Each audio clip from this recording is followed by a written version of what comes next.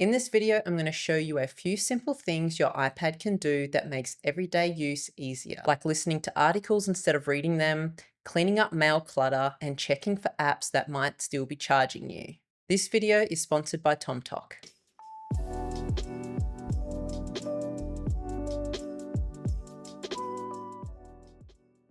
When I'm reading a long article on my iPad, sometimes I'd rather just listen to it instead. So if we go to Safari, and here I'm on a website where I want to read an article, and instead of sitting here and reading through this whole article, I can actually listen to it instead.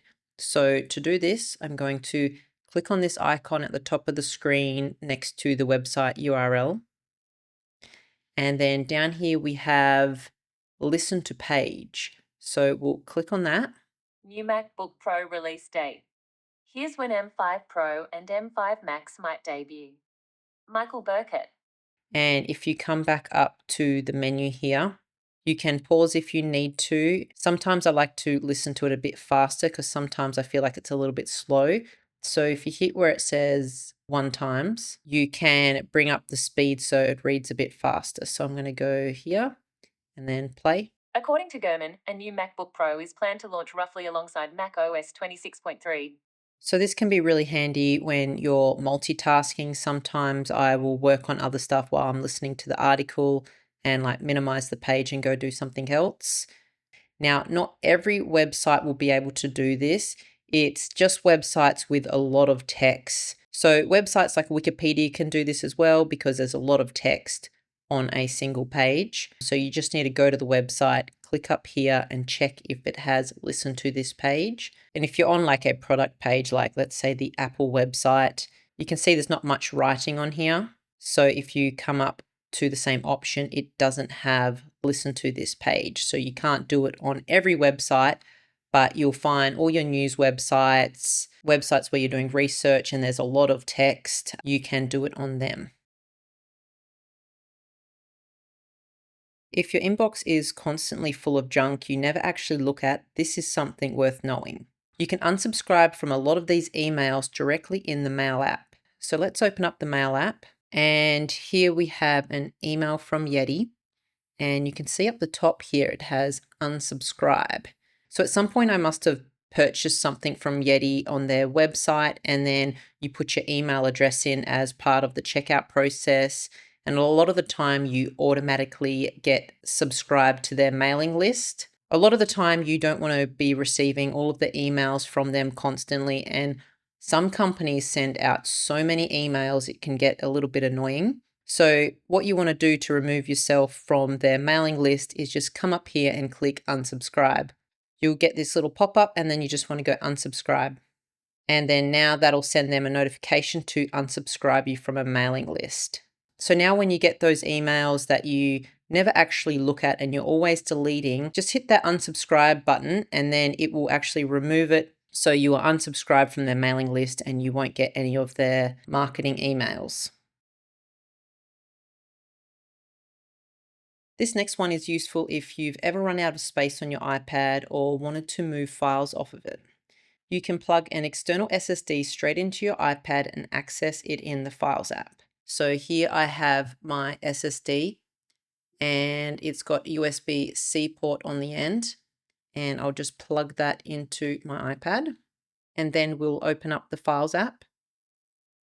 And you can see over here the X9 Pro, which is this external SSD.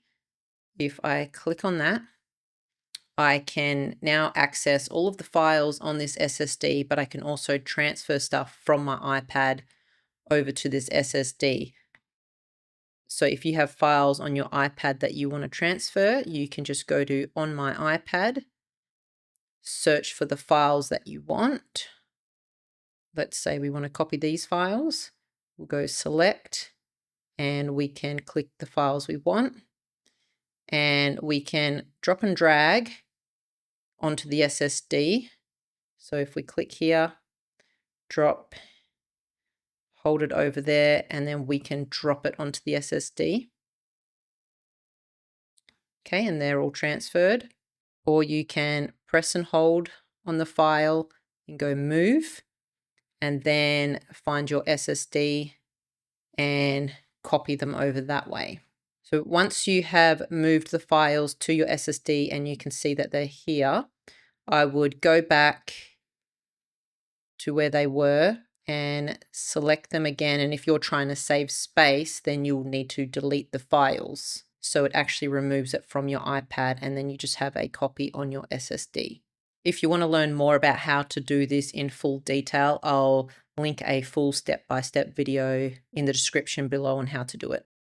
When I'm using accessories like an external SSD with my iPad, especially when I'm traveling, I like to keep everything organized so I can grab what I need quickly. This is the Tomtoc Lite T12 pouch, and this is what I've been using to keep all of my iPad accessories together. I found it really handy for things like charging cables, a power bank, adapters, AirPods, and also an external SSD like the one I just showed you. What I like about it is that everything has a place, so you're not digging around your bag trying to find a cable or an adapter when you need it. The inside layout keeps things separated, which makes it really easy to see everything at a glance. It's also made from high quality water resistant fabric, so if you accidentally spill water on your desk or your bag gets a bit wet, it helps keep everything inside protected. It's not fully waterproof, but it's great for everyday spills. When I'm not using it in my backpack, I actually keep it in my desk drawer, so everything is still in one place and ready to grab when I need to head out or pack a bag again. It just makes switching between desk use and travel really easy. It comes in two sizes. The small version is 1 liter, which is what I usually travel with, and it's been the perfect size for my everyday iPad setup. I can fit my cables, charger, power bank, and SSD without it feeling bulky at all. There's also a medium version, which is 1.8 liters if you carry a bit more gear or want some extra space. It also comes in a range of color options, so you can choose something that matches your setup or your bag, which is a nice touch. I'll leave a link in the description below so you can check it out. If you ever feel like the keyboard just takes up too much space on your screen or it just feels awkward to type on, this one's really handy. So you can actually resize the iPad keyboard and move it to wherever you want. So if you look at the keyboard like this, it can be quite hard to type on like this. Sometimes it's a bit easier if you turn it this way. You might find that easier. But if you still feel like that's too big, you can actually use a 2-finger pinch to resize the keyboard. So I'm just going to pinch in like that. And now you can see I have a small keyboard and I can move it around to anywhere on the screen. So if I wanted to type like this, I could do that, or I could have it here and I could type like this. You could also turn your iPad.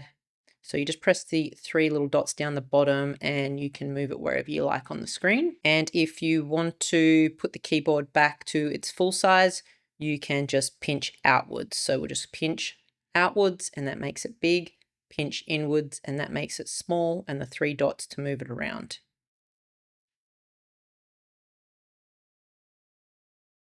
This last one is something I think everyone should check every now and then. So let's go over to the App Store and then we're going to press your photo up the top here.